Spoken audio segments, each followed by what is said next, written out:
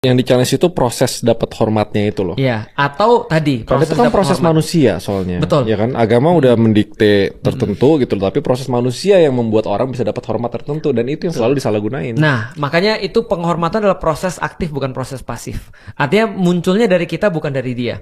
Contoh ya, bapakmu dokter, itu adalah bapakmu bukan kamu. Berarti ketika dia jadi anak dokter, dia tidak bisa kemudian merasa bahwa dirinya sudah jadi dokter. Nggak serta-merta ketika dia anak presiden.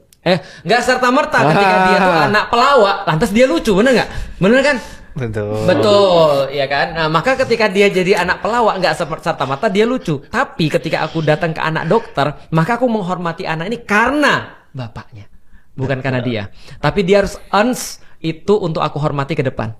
Nah, jadi betul kita tidak dihormati karena sesuatu yang datang tanpa kita pilih, tapi kita dihormati karena sesuatu yang kita pilih. Sedap. Nah, tapi kan itu konteks ini loh, ini konteks kehormatan di Islam. Ya, Itu kan proses manusia soalnya. betul. Kan? Yang susah tuh kehormatan, mau jabatan, mau posisi, kayak itu manusianya soalnya, Betul. bukan sistemnya. Betul. Kalau status, gue setuju harus ada status.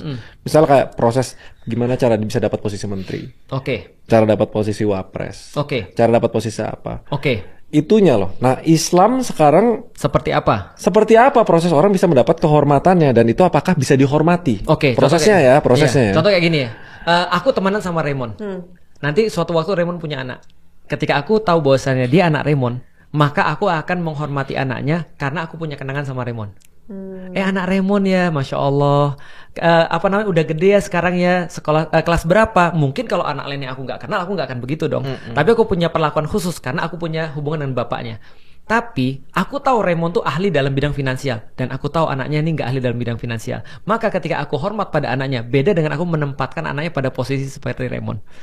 Contoh ya, misalnya ada seorang anak presiden.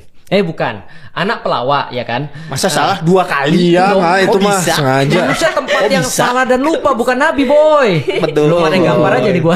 Gitu deh. Nah, jadi anaknya misal pelawak ya. Aku tahu bapaknya lucu banget. Bapaknya bintang Emon misalnya. Nanti dia punya anak. Nah, aku tahu bapaknya lucu banget, dan aku hormat pada anaknya karena aku punya hubungan sama bapaknya. Tapi begitu aku punya acara untuk ngelawak, aku nggak akan panggil anaknya. Karena dia belum proven.